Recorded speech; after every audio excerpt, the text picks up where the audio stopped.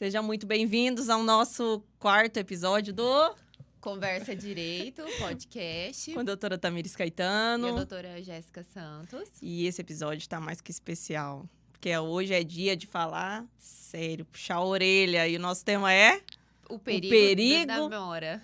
da demora, o perigo da demora.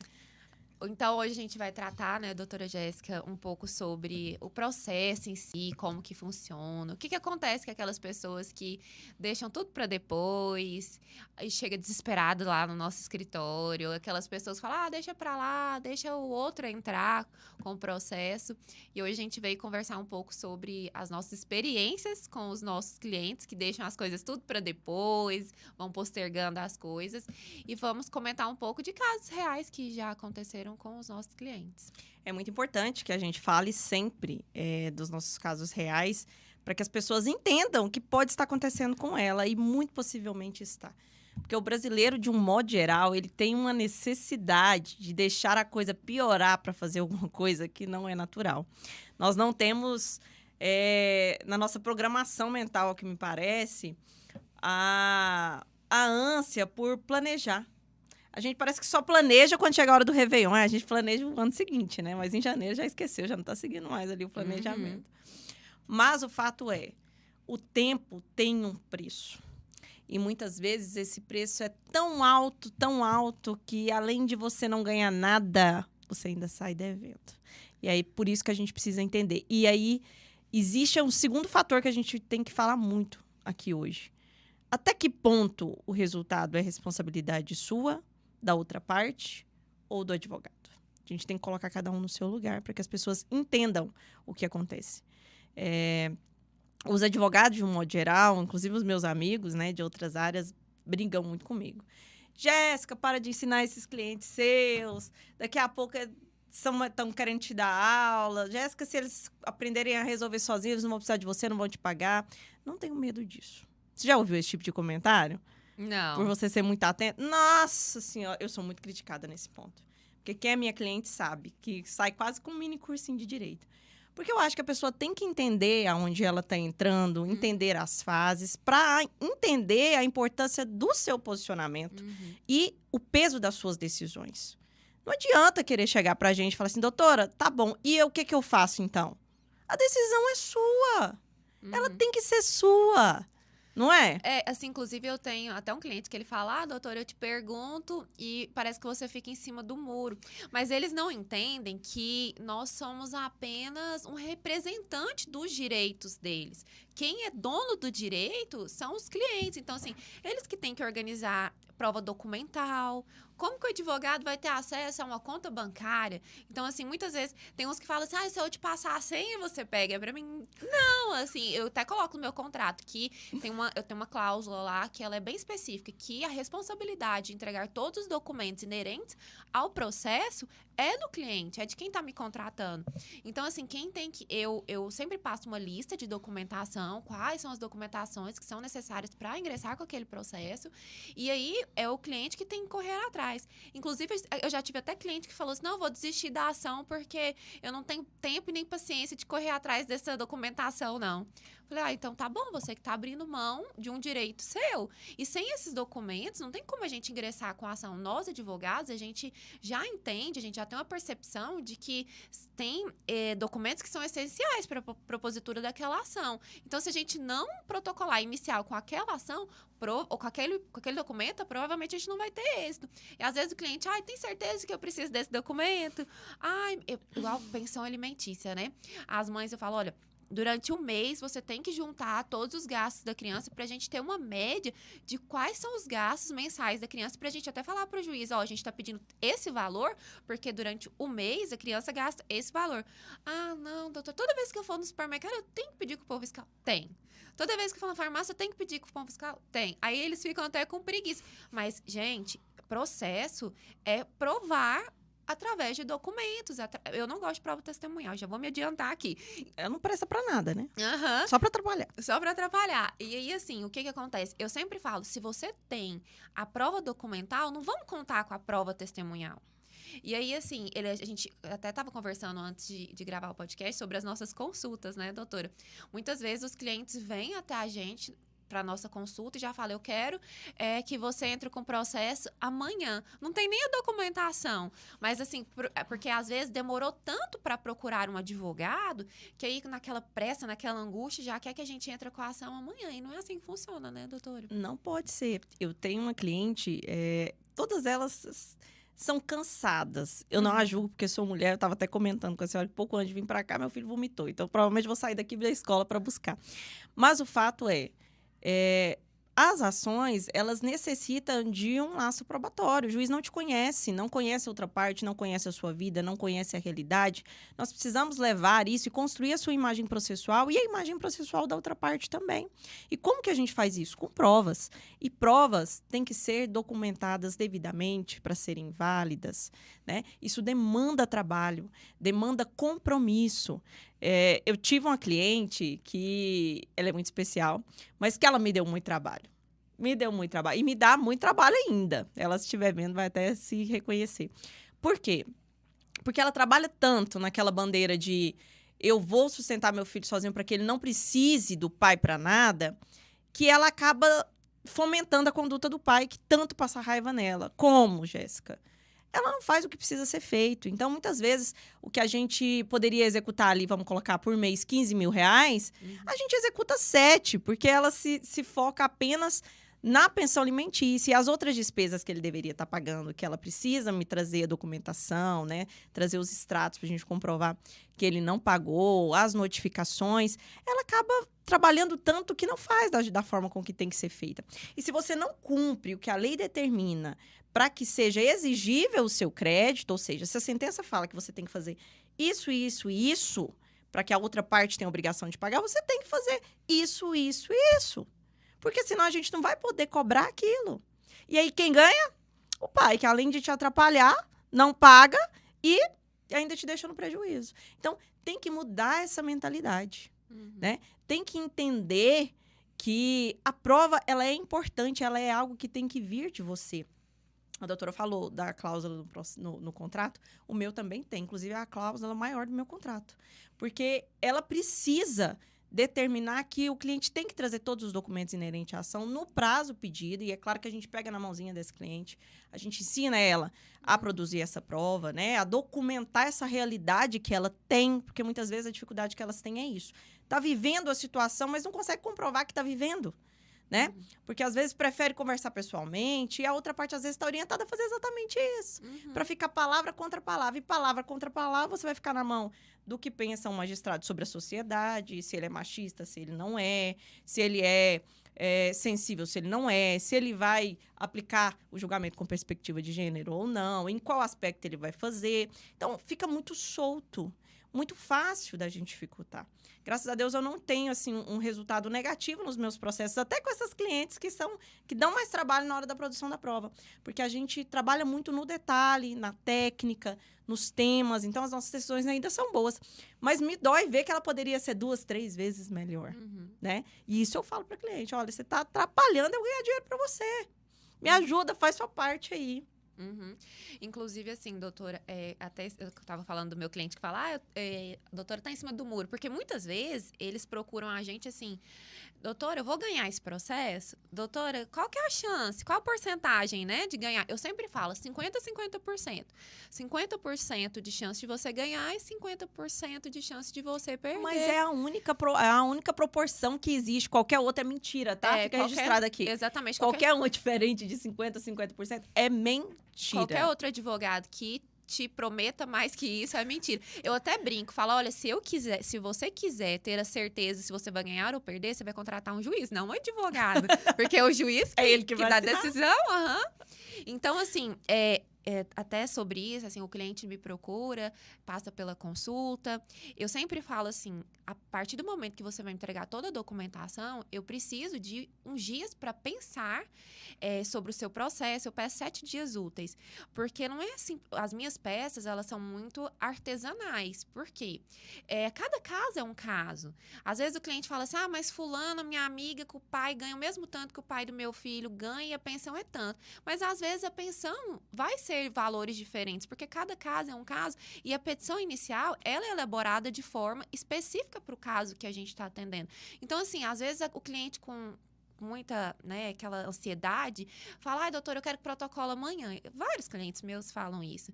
E aí eu falo, olha, além de você ter que me trazer toda a documentação, eu preciso de um tempo para trabalhar na sua petição, para conseguir tentar fazer o juiz enxergar com seus olhos a situação, porque o juiz não sabe nada da sua vida. Nós, advogados, também não sabemos quase nada da vida dos nossos clientes. Por isso que é importante passar por uma consulta e esclarecer, assim, toda a realidade. Às vezes, nossa consulta demora mais de horas, né?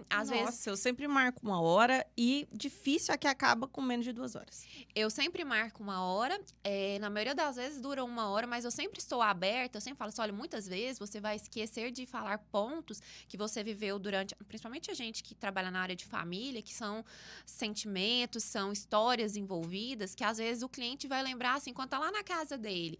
De vez em quando, eu tenho até uma cliente que eu brinco muito, que acho que todo sábado, quando ela tá lá sem nada pra fazer, pensando assim, nossa, hoje eu tô sem nada pra fazer aqui na minha casa, eu vou lembrar da doutora Tamires. Ah, doutora, tal dia, o meu ex veio aqui e falou, me prometeu isso, isso e isso. Aí, assim, o processo já tem até sentença. Aí ela lembra agora, sabe? Aí eu falo, mas eu falo o nome dela, né? Tal, isso aí já até passou o momento, né? Ou a gente já tem uma sentença, estamos na fase de execução, de cumprimento de sentença. Aí, assim, o cliente, principalmente da área de família, ele tem isso. Às vezes, naquele momento ali de consulta, tá muito nervoso, às vezes os sentimentos estão à flor da pele, e aí ele esquece de muita coisa. Aí eu deixo em aberto. Olha, se você me lembrar de qualquer outra coisa, enquanto você vai organizando a documentação, você pode me mandar mensagem, pode ser por áudio, pode ser e-mail, por escrito. Eu gosto muito que os meus clientes escrevem as coisas para mim, já assim, para eu deixar até documentado, para me resguardar como advogada também, né? Porque tem cliente que mente, né, doutora? Tem cliente que inventa história. E assim, quando a gente guarda uma documentação que o cliente falou ou assinou, a gente está se resguardando até para, né, livrar de algum outro processo, que isso já aconteceu comigo. Uma cliente mentiu para mim, me mandou uma documentação falsa, e aí eu fui chamada na Polícia Federal. Meu Deus do céu! E aí Tá eu vendo? comprovei, né, fui na delegacia, conversei com o delegado, com o meu advogado criminalista, né? O melhor do país. O melhor do país. Levei o e-mail que ela quem tinha me enviado, sabe? Comprovando que, não, ó, essa documentação, quem me mandou foi ela, não fui eu que fiz. Porque ambas, tanto ela quanto eu, nós estávamos sendo investigadas de ter juntado no processo um documento falso. E aí foi aí que eu consegui comprovar e não respondi o processo criminal. Então, assim, também é importante para nós, advogados, nos resguardar em relação à documentação. Inclusive, no escritório esse ano, a gente está passando por uma reformulação geral, no sentido exatamente de criar rotinas para os clientes, e uma das coisas que a gente cortou, e os clientes chiam demais. É difícil controlar, as minhas assistentes ficam chateadas, muitas são até desrespeitadas, né? Porque toda mudança gera um incômodo. É que não aceitamos nenhum tipo de documentação mais, a não ser por e-mail, exatamente por esse lastro probatório, né? Então, é muito importante que o cliente entenda, e aí lá na cláusula do contrato a gente já informa que ele é responsável, inclusive, pelo que ele fala, pelo que ele alega, né? Depois disso, eu coloquei na minha cláusula também. Não é? Porque, assim, se o cliente mente pra gente, além da gente não conseguir dar um melhor resultado para ele, que às vezes ele acha que essa é uma boa estratégia para ele. Hoje em dia, a gente tem esse problema. Os clientes, eles chegam querendo ensinar a gente a trabalhar. Mas fica uma coisa tão ilógica, porque... O Google, né, doutora? O Google e, às vezes, alguns colegas de outras áreas que não querem pegar ação, mas são cheios de ideias. Uhum. Meu amigo, se você acha que consegue fazer, pega o processo e faz. Uhum. Não queira ensinar uma coisa que eu acho mais desrespeitosa do mundo é um advogado dar opinião em processo de outro advogado. Se você acha que conseguiria dar um desfecho melhor, faz uma proposta de honorários. Assume o processo. Porque você dá orientação para outro advogado, a não ser que você seja o patrão dele, para mim é um absurdo. Doutora, inclusive, assim, eu não costumo dar pareceres de outros processos, a não ser em um caso, quando eu vejo que o cliente está sendo passado para trás. Assim, chegam bastantes clientes que já pagaram para um advogado e nem ingressar com a ação, eles ingressaram. Aí eu jogo lá o nome no nosso sistema, Aí eu falo, olha, não tem nem processo, sabe? Aí eu jogo aberto com esse cliente, porque assim, ele tá sendo passado para trás por um outro profissional. É só nesses casos, doutora, vê um processo ali para mim.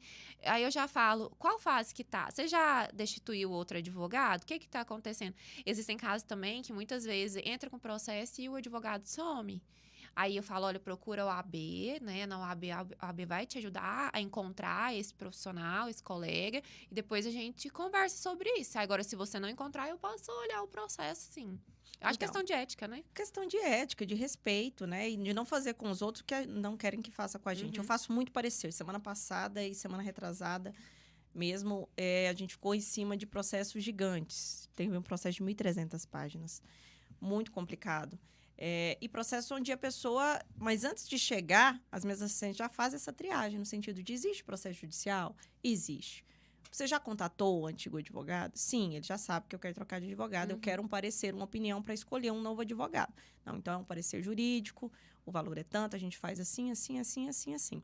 O que vai ser apresentado no parecer? Quais são as suas opções de onde você está? Então, o que tem no seu processo e o que pode se fazer em busca do seu objetivo, respeitando a fase com que ele está. Jamais, e todos os clientes que já receberam parecer de mim sabem disso. A gente não julga como o outro advogado trabalhou. Por quê? Porque cada advogado tem um jeito de trabalhar, tem a sua estratégia. Você escolheu esse advogado porque você confiou que aquela estratégia era o melhor para o seu processo. Porque, pelo menos na minha consulta, eu falo para o cliente, olha, se o seu objetivo é isso, com base no que a gente tem aqui, os seus caminhos são A e B. Se você ir pelo A, vai ser assim, assim, assim. E se você for pelo B, vai ser assim, assim, assim. Qual que você escolhe? Esse. Então tá, então vamos iniciar. Você escolheu a estratégia, você entendeu exatamente onde você estava entrando. Mas aí a gente tem um problema. O perigo da demora quando existe o processo e você deixa ele rolar sozinho sem saber o que está acontecendo. Ontem mesmo eu apresentei um parecer que a cliente chegou para mim, contou uma história, eu achei muito estranho. E aí depois, no final da consulta, ela informou que tinha um processo. E aí, quando eu fui olhar o processo, 943 páginas. Nossa. Falei, olha, nós vamos precisar de uma reunião complementar. Para eu ver o que está acontecendo. Fui ler o processo, não tinha nada a ver com o que ela me falou. Na consulta complementar que eu realizei ontem à tarde, fui falar com ela. Falei, olha, o que você tem de decisão? Ela falou, é assim, assim, assim, tem que pegar no dia assim, assim, assim. Falei, não é isso que está na sua decisão. Não tem isso na sua decisão. Olha, hoje a decisão que você tem é isso, isso, isso. Você entende que se a gente fizer aquilo que você queria, você vai perder a guarda da sua filha de forma definitiva? Então, a pessoa não tem essa noção, e aí me surpreende, mas também eu fico bastante envaidecida, no sentido de que ela disse que já tinha ido em 3 advogados, e ontem ela falou para mim que foi a primeira vez que ela estava ouvindo aquilo. Então, cadê a responsabilidade desses advogados de, quando fizeram a consulta, de tentar entender o que está acontecendo para situar o cliente? Entende? Eu até lembrei de uma frase que eu ouvi, acho que nos primeiros períodos da faculdade, que é: o direito não socorre aos que dormem. E é bem o tema de hoje, né? Ou seja, igual assim, eu vou contar um caso que aconteceu comigo. Eu tenho 2 casos que é bem essa frase. O primeiro, eu tenho uma cliente, uma fofa, curte todos os meus status. Provavelmente ela vai ver isso aqui hoje. O que acontece? Ela tinha um acordo de boca com o pai. E ela confiava muito nesse acordo. E de 15 em 15 dias o pai pegava a criança aqui em Goiânia e levava para uma cidade do interior, onde ele morava com a mãe, e passava um final de semana com a criança. A criança tinha 5 anos na época. E aí, em uma desses finais de semana de convivência, o pai levou, chegou no domingo, que era o dia de devolver, ele não devolveu. E aí, o que ele fez? Ele procurou já, e foi instruído por uma advogada, ingressou com uma ação de guarda, para regulamentação de guarda, falando para o juiz assim, era uma juíza lá na cidade, falando para ela assim: olha, a criança mora de fato comigo, ela inclusive está comigo aqui na cidade, e eu só quero definir isso judicialmente, porque de fato a criança já mora comigo. Aí ela mandou mensagem para mim e falou: olha, ele não quer devolver meu filho, o que eu faço? E aí eu falei assim: olha, tá uma coisa estranha. ela me disse, eu acho que ele entrou com processo, porque uma advogada entrou em contato comigo, falando que ele não vai devolver. E aí eu falei, não, vamos fazer alguma coisa. A mãe desesperada, porque imagina, você sem seu filho. Inclusive, à época, o meu filho menor estava internado. Ele, na internação, eu estava fazendo o processo de busca e apreensão da criança, né? Tá vendo? Valorizem essas advogadas aqui, viu? Porque a gente paga o preço. Apreensão não, gente. O criança não é objeto de busca da criança. Eu tô doida. Aí, eu de madrugada, meu filho dormindo internado. Por quê? Porque depois que a gente vira mãe, a gente advoga até uma forma de diferente. Porque a gente Totalmente. tem empatia por aquela cliente, A mãe. gente sabe o peso daquela dor, né? E aí eu fiquei peticionando, protocolei o processo naquele dia, explicando para a juíza, não, a guarda de fato é da mãe, que ele agiu de má fé, levando a criança, inclusive juntei os prints de conversa dele, que ele sempre pegava os finais de semana alternados, mas quem era inclusive, ele foi tão bem orientado que ele fez a matrícula da criança lá na cidade. Nossa, E aí, eles são dissimulados num nível. Aí eu peguei toda a documentação de conversas dele, ela devolve meu filho e tal. Protocolei, saiu a decisão pro oficial de justiça, junto com o conselho tutelar, buscar a criança na casa e devolver pra mãe. Aí no mandado tava lá escrito meu telefone. E quem disse que o oficial de justiça me ligava, eu tentava ligar pro oficial de justiça porque eu queria cumprir com ele. Em casos assim, eu gosto de cumprir. Tem que acompanhar. Eu gosto de acompanhar. E aí, não consegui, perto do mandado vencer e... Do mandato vencer e ela não... já desesperada, que já tinha quase um mês que a gente tava, né? Porque as comarcas do interior ainda são mais lentas. Aí eu falei pra ela, quer saber? Amanhã cedo eu vou te buscar em tal lugar, vou te colocar dentro do meu carro e nós vamos pra cidade. Nós vamos lá fazer uma revolução lá. Aí foi eu e uma colega advogada minha e ela.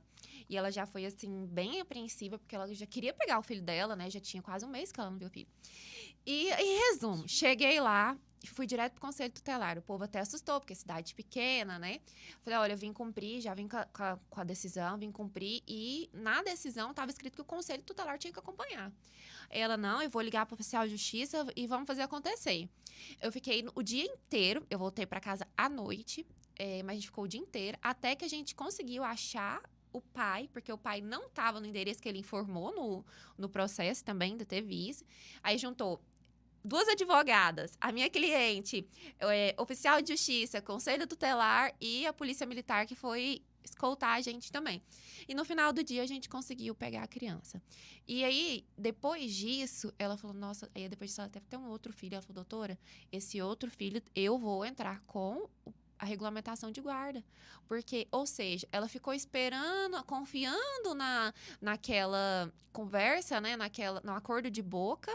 E aí, o que o pai fez? Foi lá, entrou primeiro. E ela ficou quase um mês sem ver o filho. Não existe acordo de boca bom, confiável, seguro. Faça um documento. Eu já falei aqui tantas vezes, eu acho que todos os episódios, se você buscar uma fala minha, você vai ver. Se a pessoa é capaz de fazer um compromisso com você verbal, ela tem que ser capaz de assinar o documento. Uhum. Porque se ela não quer assinar o documento, você já tem aí um indicativo de uma intenção de não cumprir. Exatamente. E outra, documente a sua realidade. Porque senão vai ficar palavra contra palavra. E eu tenho um caso também absurdo de uma cliente que suportou tudo. Casou, houve ali um erro de pessoa. Ela achou que estava casando com uma pessoa e depois descobriu que era outra pessoa totalmente diferente. E aí, ela se separou, aguentou tudo sozinha. Graças a Deus, ela tem uma rede de apoio, mas aguentou coisas que eu acho que se ela contar 1/3, as pessoas não acreditam. Coisas absurdas. Trabalha. Eu acho que ela consegue trabalhar mais do que eu. E olha que eu me considero uma pessoa que trabalha muito. E nunca quis resolver as coisas. Fez ali um acordo, ela até que documentou um pouquinho. Foi no Sejusc, sem advogado, primeira vez. Fez um acordinho ridículo de uma pensão de 20% do salário mínimo. Ridículo, porque isso não paga nem fralda, né? Só pensa diferente quem nunca teve que comprar uma fralda. E aí, ela ficou tranquila, aguentando tudo. Nem esses 20% a pessoa não pagava. E foi aguentando. 7 anos depois, de repente, o que ela recebe? uma decisão judicial de uma oferta de alimentos, que é uma ação para quem não tem pensão alimentícia regulamentada, de 15% do salário mínimo, sem nenhum tipo de obrigação de pagamento de despesa extraordinária ou de despesas acessórias, como educação e saúde, o que ela já tinha na outra decisão. E aí, ela chegou para mim, doutora, mas como que isso é possível? Já era insuficiente, ele nunca nem pagou aquilo, agora vai ser obrigada a pagar menos? A hora que eu mostrei o processo para ela, o que tinha no processo, ela chorou. Ela ficou assim, irada. Eu falei, tá vendo? Quantas vezes, porque ela já era minha cliente, quantas vezes eu te falei que você precisava fazer a revisional desses alimentos? Quantas vezes eu te falei que você precisava fazer a execução? Se você tomar as providências, a pessoa, ela respeita você. Porque ela sabe que você não vai ter medo, que você não vai se curvar a ela e que vai ter consequência. Então, ela tenta andar o máximo direitinho com você para que não tenha problemas, para que não vá preso, para que o prejuízo não seja grande. Mas a pessoa boazinha, ela só leva prejuízo em todas as esferas. Prejuízo psicológico, emocional, financeiro, patrimonial e, nesse caso, o risco do filho. E aí tem um agravante ainda maior. Porque ela aguentava tudo sozinha, por quê?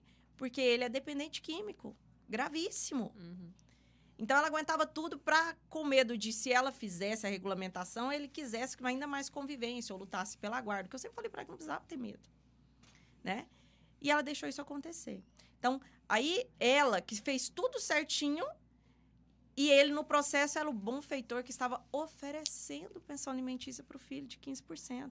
Isso ganhando um super salário, pagando plano de saúde para os irmãos, e para o filho, ofertando 15% de salário mínimo, sem plano de saúde, sem nada. Que pai é esse? Vocês têm que parar de ter dó dos outros e começar a ter dó dos filhos de vocês e dó de vocês também. Ah, mas meu filho não precisa. Pega o dinheiro da pensão, põe uma poupança. Quando ele fizer 18 anos, aqui, meu filho, ó, não precisei, é seu. Mas não deixe impune para que ao menos você seja respeitada, para que o seu filho seja respeitado, para que ele seja uma prioridade, nem que seja pelo peso do direito. Não, e é importante a gente falar também que a pensão não é um direito da mãe. Eu já até falei isso em outro episódio. A pensão, ela é um direito do filho. Então, a mãe, em nenhum momento, ela pode deixar de querer receber esse valor que não é dela, que é do filho. Por outro lado também, doutora, eu lembrei de um caso de um cliente meu, um pai, que me procurou, passou pela consulta, vamos ingressar com a ação de oferta de alimentos, porque eu quero regularizar, ele já pagava a pensão para a filha. Falei, vamos. Aí eu falei, então organiza a documentação. E aí, demorou, preguiça de organizar e tal, e ficou uns 2 meses aí me enrolando. O que aconteceu? A mãe ingressou com a ação, representando a criança. E esse cliente meu, ele é funcionário público. E aí, ela tirou lá do portal de transparência o valor que ele recebe mensalmente. E quando saiu a decisão provisória, os alimentos provisórios, veio lá em cima. Por quê? Porque veio em cima do valor que estava lá no portal de transparência. Só o que acontece? Os recebimentos dele estavam quase todos comprometidos com empréstimos que ele fez, até para pagar, porque quando ele passou no concurso, ele teve que investir para estudar. Então, ele pegou alguns empréstimos anteriormente, aí ele pegou um empréstimo para pagar o outro empréstimo. Ou seja, estava completamente comprometido o salário dele. Aí eu falei, tá vendo? Quem entra primeiro tem uma certa vantagem. Por quê? O juiz só sabe de um lado. Quando o juiz concede uma liminar, quando ele dá ali, fixa os alimentos provisórios, ele, por enquanto, só sabe de um lado. Ele não sabe do outro lado. Aí eu falei, tá vendo? Se você tivesse ingressado primeiro com a ação e ter demonstrado para o juiz qual era a realidade mesmo do que você estava recebendo, isso provavelmente os alimentos provisórios não teria sido nesse patamar. E até a gente conseguir agravar, demonstrar ali que não era essa a realidade, demorou um tempo e ele teve que dar os pulos dele para ele conseguir pagar o que foi decidido em alimentos provisórios sob pena de ser preso. Então, assim, quem entra primeiro, ele ainda tem, sim, uma certa vantagem.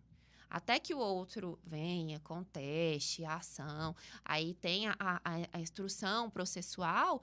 Então, quem dorme né, perde muita coisa aí. O varão que dorme, a onda leva, né? Tem uma coisa assim Tem também. um negócio assim também. Essa cliente mesmo, inclusive, foi uma luta.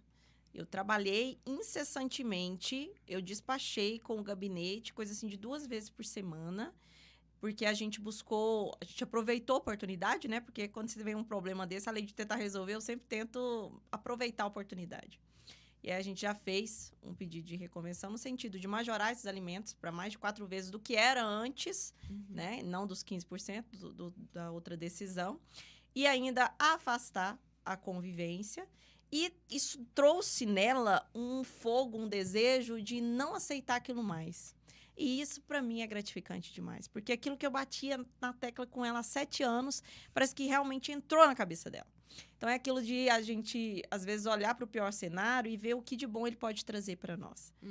Infelizmente, o tempo que ela perdoou antes de fazer a pensão, mesmo que seja ali no acordo consensual, ela falou para mim, doutora, eu quero cobrar tudo, desde o dia que eu estava grávida. Eu falei, não tem jeito. Não tem como. Não tem jeito. Você tem direito de cobrar a partir da decisão judicial. Então, quanto mais você demora, é perdido. Esquece, é mais prejuízo. Tira do coração. É um prejuízo absurdo e você fomenta a conduta do outro. Vale a pena ele ser um pai ruim, vale a pena ele não priorizar o pagamento da pensão, vale a pena ele não ajudar a pagar a escola, vale a pena ele não buscar a criança. Por quê? Porque não tem consequência. Não tem consequência. E aí agora saiu a decisão e assim, a decisão ela foi no sentido do juiz praticamente pedir desculpas pelo ocorrido, né? E exatamente falando isso, não foi informada essa decisão. E aí oficiou ele, inclusive, com as penas de litigância de má-fé, né? E outras sanções, inclusive criminais, para esclarecer o que tinha acontecido, porque ele mentiu em juízo. Ele tinha uma decisão judicial, e quando se tem uma decisão judicial de pensão, o único caminho, se você quiser mudar ela, chama-se revisional de alimentos. Então, você pega aquela decisão, mostra para o juiz o que você tem e por que você precisa mudar, seja para aumentar a pensão ou para diminuir. Entende? Não existe um outro caminho. Você não pode ter uma decisão judicial e ofertar os alimentos como se fosse a primeira vez que o juiz fosse definir aquela pensão alimentícia. Por quê? Porque tem a decisão liminar dos alimentos provisórios, onde o juiz é obrigado a definir uma pensão antes de ouvir a parte contrária. O juiz é obrigado. Ele, com aquilo ali, que a primeira pessoa que levou o processo, quem ingressou com o processo, levou, ele tem que decidir. Ele pode mudar depois? Pode. Inclusive, esse juiz mudou de uma forma linda. Mas, e deu muito trabalho, mas o que acontece? Você vai ter que reverter uma decisão. Enquanto isso, você tem que aceitar aquela pensão que está definida, porque a decisão judicial ela é imperiosa. Culpa do juiz? Não. Culpa de quem? Das partes. Das partes. E eu diria até que mais culpa da mãe que deixou isso acontecer. Não deixe isso acontecer. Não deixe. A pensão não está funcionando, não está dando para cumprir o que tem que cumprir. Se organiza, faça revisional. A convivência não está sendo cumprida, organize, documente isso. Né? Tá vendo ali um dano emocional, psicológico à criança, ou então a convivência está sendo cumprida de uma maneira que está prejudicando a criança, de maneira desordenada, ou às vezes com maus tratos. Documente, façam as ações. Ação de família não é lugar de economizar, de ter medo de processo. Porque enquanto você tem medo, a outra parte está maquinando alguma coisa para puxar o seu tapete. E eles não têm dó de você e dos seus filhos. Essa é a grande verdade. Outros casos que a gente vê muito em relação às pessoas que demoram demais para entrar com a ação são em casos de divórcio e de reconhecimento de união estável e dissolução de união estável. Por quê? Eu sou totalmente contra a união estável. Por quê? Porque, assim, ao mesmo tempo que você tem o direito de 50% dos bens, você não tem. Pode muito bem, por exemplo, eu não vou citar casos aqui, mas eu tenho alguns casos no escritório que o homem e a mulher tem um imóvel, foi adquirido durante a constância da união estável, e aí a gente sabe que o regime, se não tem uma declaratória de união estável, o regime é o regime de comunhão parcial de bens, 50%. E aí, só que o bem está no nome só do homem, o apartamento está no nome só do homem. Separa, a mulher, deixa pra lá, no dia que ele quiser me pagar, ele me paga. Sabe o que vai acontecer? Ele vai vender esse imóvel e não vai te dar R$1. E você não pode fazer nada sem uma ação judicial para impedi-lo de vender esse imóvel. Agora, quando você é casado, não. Quando você é casado em regime de comunhão parcial de bens, por mais que o bem esteja no nome apenas de um dos cônjuges, o outro precisa pelo menos dar a anuência daquela venda daquele imóvel. Então, assim, quando você é casado, aquele bem está protegido, porque precisa que você assine para que o outro venda o imóvel. Agora, quando tem união estável, não. Aí, assim, muitas vezes dissolui a união estável de forma só de fática, né, não jurídica. Aí a mulher, quando ele quiser, ele vai me dar a minha parte. Ele não quer nunca. Nunca vai Ele receber. não vai querer nunca. Se não ingressar com a ação, pedir para o juiz um bloqueio na matrícula do imóvel, dizendo que tem um processo judicial sobre aquele imóvel para ser decidido de quem é a propriedade, ele vai poder vender para quem ele quiser, quando ele quiser, e não vai provar que você tem direito a nada. Aí, assim, para você conseguir essa indenização desse valor que ele vendeu após um processo judicial, é muito mais difícil. Nossa, e o tempo ele é seu inimigo na questão do divórcio e da dissolução da união estável de uma maneira extremamente agressiva. Por mais que até no casamento, onde existe uma certa segurança, ela pode ser mitigada a depender da estratégia utilizada pela outra parte. Por quê? Porque o imóvel não é o que só está na matrícula, o imóvel é a despesa do imóvel, é a manutenção. E muitas vezes, quando se demora muito tempo, igual, por exemplo, chegou para mim uma cliente no ano passado, na semana passada, que tem 10 anos que ela separou de fato. E agora que ela quer resolver a partilha, por quê? Porque a outra parte está com câncer terminal, em lugar não sabido, e os herdeiros da outra parte já avisaram que vão vir atrás do imóvel. 10 anos. As pessoas, nós, seres humanos, somos perecíveis. A gente está aqui conversando, eu posso sair daqui e morrer. Agora, imagina o que não acontece durante 10 anos. Então, a gente está trabalhando nesse caso exatamente nesse sentido.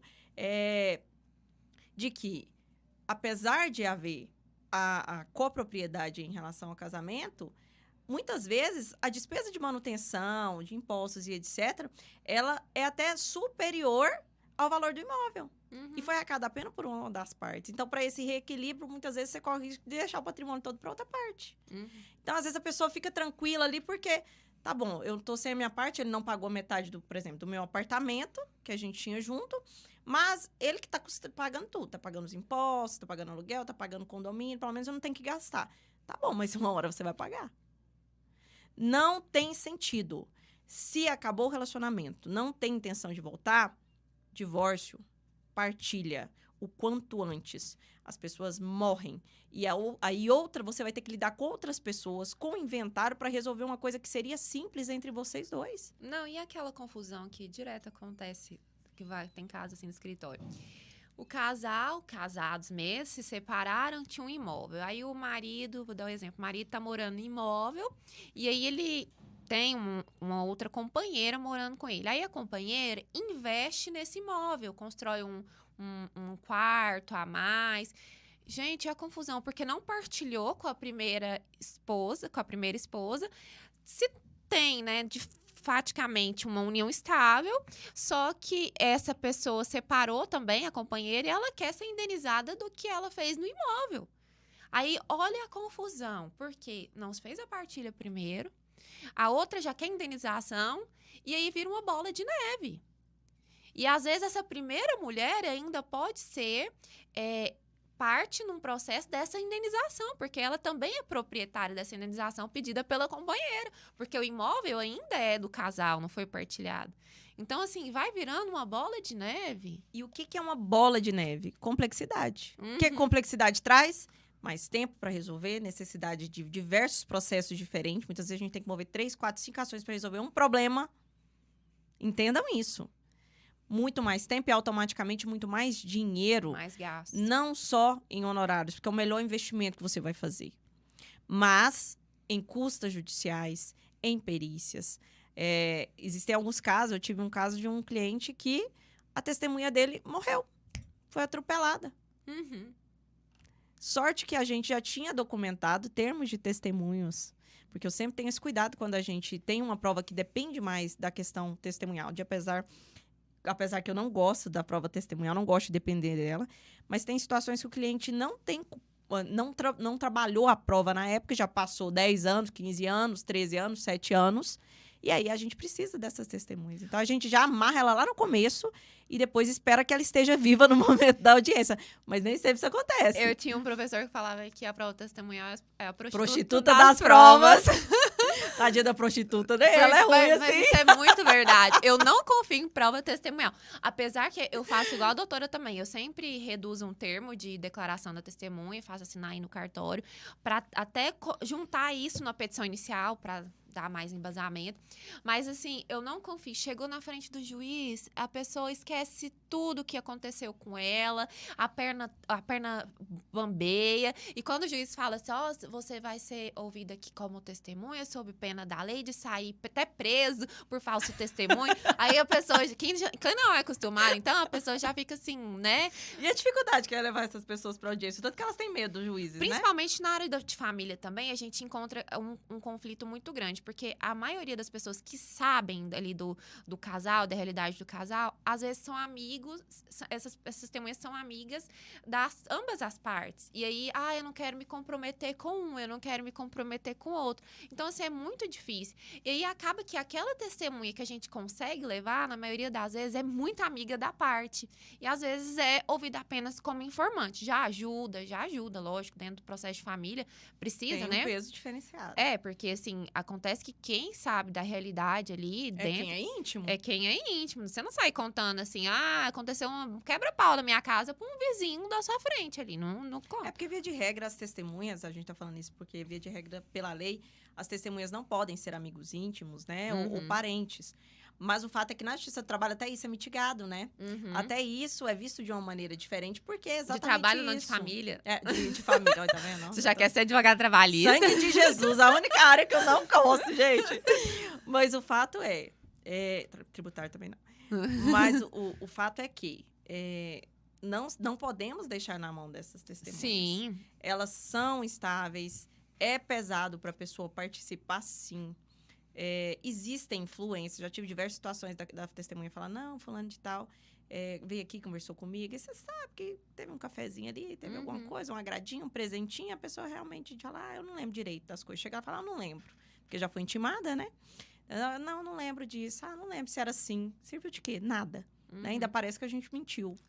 Então, assim, é muito complicado. Por isso, a importância de procurar um advogado no primeiro momento. Definiu que acabou a relação, definiu que não é possível conseguir uma decisão judicial consensual, procura um advogado especialista em família.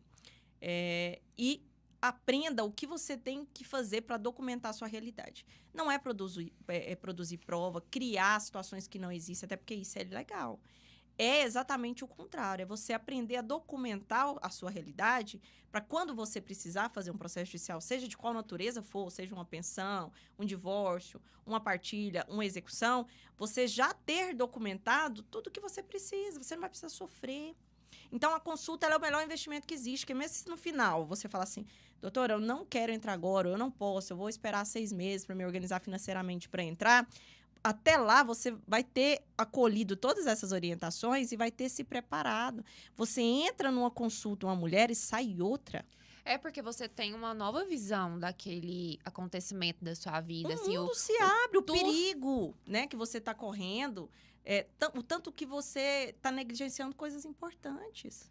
Em relação a produzir provas também, quando você passa por uma consulta com um advogado, uma advogada que realmente sabe o que está fazendo, você já abre os olhos para muita coisa que você achava que não era importante, documentos importantes, e fala, não, eu vou guardar porque pode ser importante lá na frente. Mas eu tô aqui pensando, lembrei de um caso meu de uma testemunha, depois disso eu fiquei traumatizada. Era um processo civil, e aí a minha cliente falou assim, não, eu tenho uma testemunha, ela só frequenta meu estabelecimento comercial e ela sabe o que aconteceu. E aí, eu falei, não, tá bom, ela não é sua amiga. Não, ela só frequenta o estabelecimento comercial, tá bom. Aí ela chegou lá no dia da audiência, falei, olha, pode ficar calma, a juíza só vai te perguntar se você é amiga dela e é pra você contar o que você realmente sabe, que aqui a gente não tá pra mentir, não. Tá bom. Aí, ela sentou na frente da juíza, aí a primeira pergunta, né? Seu nome, tá? Fulana, você tem amizade aqui com a parte? Nossa, sou muito amiga dela. Eu frequento a casa dela quase todo final de semana. Aí a juiz olhou pra minha cara, assim... Aí eu falei assim, doutora, eu vou dispensar, né? Porque assim, eu fiquei com a cara no chão. Meu Deus. Era a única testemunha do processo. A pior coisa que um cliente pode fazer é mentir pra gente. Uhum. É a forma mais rápida de jogar seu dinheiro fora. Por quê? Porque a gente vai confiar em você, a gente vai desenvolver a estratégia confiando em você e nos documentos que você traz, e a mentira lá aparece. Uma hora ela aparece. E quando ela aparecer, se toda a estratégia foi feita em cima das suas mentiras, ela vai ruir junto com a sua mentira. E aí as suas chances de êxito vão lá para baixo. Minta para todo mundo se quiser, mas Nem jamais para sua advogada. Uhum. Abra o coração, porque você está protegido pelo sigilo profissional e pela confiança, pelo diferencial de você ter escolhido essa advogada. Mas aí escolha bem a sua advogada. Escolha um especialista em direito de família, porque é um mundo diferente dos outros. Eu tenho alguns clientes que são promotores, que são delegados, e muitas vezes eles ficam irados com as coisas que acontecem no processo de família, porque muita coisa que para eles é absurda, para a gente é comum. A gente sabe que é visto de uma forma diferente pela jurisprudência, pela doutrina, né? E até alguns princípios são flexibilizados. A hierarquia das provas muda. Então, é muito importante que as pessoas entendam o contexto de alguém que entende o que está fazendo. Então, não economize na hora de procurar um profissional, porque esse barato vai sair caro e o processo tem tempo, tem fases. Antes de começar qualquer uma das partes, a gente tem, por exemplo, 6 possibilidades para resolver seu problema. Depois da sentença, a gente tem 2. Depois do recurso, a gente tem 1. Ou nenhuma. Ou ainda 2. Depende. Então, conforme o processo vai andando, as possibilidades vão se esgotando. Tenha bastante cuidado. Escolha com cuidado o profissional. E entenda que, se o profissional, quando você começar a contar os detalhes da sua vida, da vida do seu filho, se ele falar, não, isso aí não tem nada a ver com o processo, ó, pode fugir. Porque no direito de família não tem nada que tem mais a ver com o processo do que os detalhes da sua rotina, da sua vida. E olha só, aqui vai uma dica de ouro. Se você não levar esses detalhes, o juiz ele vai interpretar exatamente o que tem no processo. E muitas vezes isso é totalmente diferente da realidade que você tem. E assim, eu sempre falo que o processo de família, ele não é uma conta matemática. 2 mais 2 é 4. Muitas vezes, assim, não pode na lei, mas pode na jurisprudência. Então, por isso que é tão importante conhecer desse meio do direito de família, porque está mudando sempre. As decisões dos nossos tribunais superiores, eles têm aberto mais a cabeça, né? Os nossos ministros têm aberto mais a cabeça. Igual um exemplo, esses dias eu estava vendo que tia não pode ser sócio-afetiva, mãe sócio-afetiva. E agora os tribunais superiores têm aceitado que tia pode, sim, ser mãe sócio-afetiva, pai sócio-afetivo. Então, assim, muitas vezes a lei fala que não pode, mas pode. Então, é muito importante entregar, assim, o seu processo, as suas angústias, porque o advogado de família, ele lida ali com as angústias, as ansiedades dos clientes para alguém que realmente saiba o que está fazendo. E eu acho bom que, assim, todo advogado acho que sabe fazer divórcio. Você já percebeu isso? Nossa, pensão, então. Pois é, todo Mas é fácil, por quê? Porque eles pegam o nome do cliente, jogam o modelinho da internet e o que vier tá bom. Ele já pegou os honorários ali, né? Primeiro, processo de família, ele demanda tempo. A senhora coloquei um tempo mínimo de 7 dias, né? Ontem mesmo eu atendi em uma das consultas de ontem, eu falei para o cliente, o seu caso é tão complexo que para a gente organizar a sua documentação, eu não vou te entregar o número de processo com menos de 3 meses. Porque não adianta você procurar um advogado, né? Extremamente especialista, extremamente dedicado, disposto a pegar na sua mãozinha, te auxiliar em todas as tarefinhas que são precisas fazer, te ajudar em tudo, te dar suporte o tempo todo, e você exigir dele um número de processo. Se a pessoa pega o seu processo hoje, amanhã ela tem um número de processo, tem alguma coisa errada aí. Tem alguma coisa errada. Eu já fiz audiência com advogados que ingressou com a ação pedindo a guarda. E aí a gente estava na audiência de conciliação. E aí, doutor, vamos definir a guarda? Ele, é a guarda. A guarda. Qual, doutor? Qual? A guarda compartilhada, a guarda unilateral. A guarda. Doutor, sabe? A gente tem vários guardas aqui, a compartilhada, a alternada, que a gente não é muito aceita, a unilateral. Aí eu falei pro conciliador, não, é guarda compartilhada que a gente quer, que é a regra, né? Aí foi pra convivência. E aí, doutor, como vai funcionar a convivência? Ele advogava pro pai. Hã? É convivência, doutor. Aí eu falei, vou traduzir, visita, porque assim, nem sabe que hoje Isso a gente nem se fala mais lamentável. visita, é convivência. Mas são Lamentável. advogados que não sabem trabalhar na área, mas acha que sabe que pensão e divórcio é tudo fácil, e vai lá e pega, e não é. Então, assim, às vezes o cliente chega e fala assim, nossa, mas eu fui no advogado fulano, ele me cobrou tanto. Eu penso assim, gente, como é que esse advogado vai viver? Porque o processo de família demora tanto tempo. Ele vai ter que fazer isso. Só tem um jeito, ele não vai fazer. Ou ele não vai fazer, ou ele não tem noção de quanto tempo vai demorar aquele processo. Então, assim, você tem que definir o que é mais importante para você. Economizar e ter uma decisão qualquer, de qualquer jeito. E aí você escolhe o profissional mais barato, que vai te entregar um número de processo rápido. Ou se você quer realmente a sua vida transformada e segura para os seus filhos. Você tem que pesar isso. Porque, por exemplo, quando a gente fala em pensão, em guarda e convivência, isso tudo, inclusive, pode ser convertido em dinheiro. Por exemplo, a ação de pensão alimentícia, o valor de causa dela é 12 vezes o valor que a gente está pedindo de pensão. A gente faz esse cálculo e mostra para o cliente, olha, isso aqui é o que eu vou conseguir para você em um ano, isso vai se manter. Agora, olha isso em vista dos honorários. Olha, isso aqui é a indenização que a gente... Então, assim, às vezes a gente tem que colocar em fórmulas matemáticas para o cliente ver o quanto o investimento para ele é positivo. Porque às vezes ele vem com a cabeça tão inflamada desses honorários aventureiros que tem por aí, que ele já vem contaminado. E tem alguns que se aventuram. Pega toda o nosso conhecimento na consulta, e tá ótimo, pagou consulta, né, para ter conhecimento mesmo, e leva para outro advogado fazer. E depois volta 1 ano e meio, 2, chorando com a sentença horrível, às vezes até um arquivamento, uma alternação de guarda, e colhendo aqueles frutos. A gente é milagroso, a gente consegue tudo? Não. Mas a dedicação aos detalhes, esse tem que ser o diferencial do advogado de família. Eu falo assim que para os meus clientes, olha, o que eu posso prometer é um trabalho bem feito, porque eu peticiono, eu tenho uma pessoa que me ajuda a peticionar. As minhas petições são diferenciadas, eu não escrevo de forma... alguma coisa que eu peguei na internet, não. Eu estudo bastante. E outra coisa, a minha advocacia, ela não é artesanal só porque as minhas petições são artesanais. Porque eu conheço todos os meus clientes pelo nome. O meu cliente não é só mais um no meu escritório. Eles têm acesso a mim qualquer momento. Falo, olha, se for urgência, pode mandar mensagem no meu pessoal. Eu respondo finais de semana em casos de urgência. Então, assim, não é só mais uma pessoa que está me pagando os meus honorários. Eu prefiro fazer um trabalho de qualidade. Eu não cobro barato, não cobro.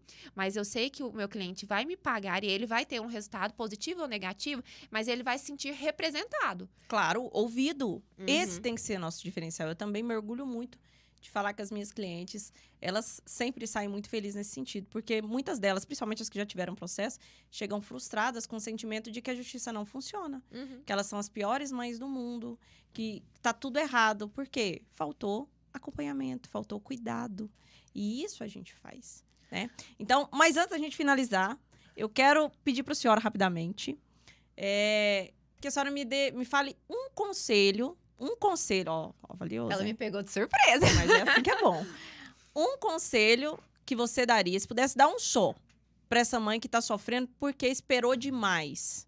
Um conselho que você daria para ela, para fazer assim hoje. Para fazer hoje...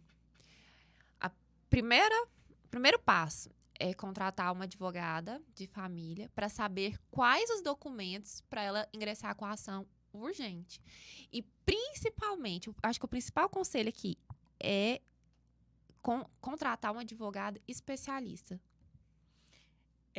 E qual seria o seu conselho? O meu é: não tenha pressa no lugar errado. Tenha pressa para agir, mas haja com estratégia. Confie no advogado que você escolheu, especialista advogada, vamos ser um pouquinho feministas. Advogada. Um advogada de família.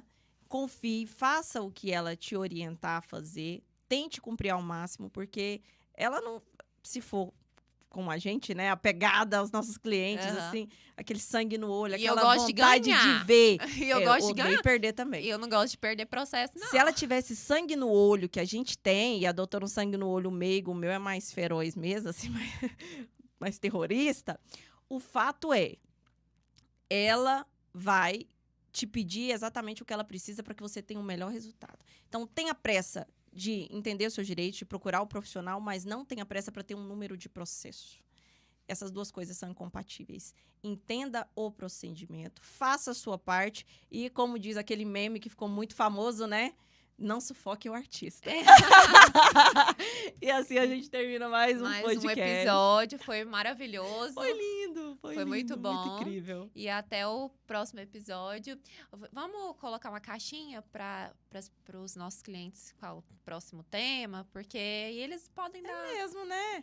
Tá na que hora de acha? vocês fazerem a sugestão A sugestão do nosso no próximo Olha tema. só, então nos próximos 2 dias, a gente vai colocar a caixinha no perfil da doutora, no meu e no do Conversa Direito, para que vocês deem sugestão do próximo tema do nosso episódio. É vocês que vão escolher. É uma responsabilidade, hein? Fiquem com Deus. Não deixem de seguir doutora Tamires Caetano, @ Tamires Caetano. Tamires S. Caetano, S. tem Caetano. mais que você. E @ doutora Jéssica Santos, com J. Tchau, E até K. a próxima. Beijo. E obrigada, gente. Fiquem com Deus.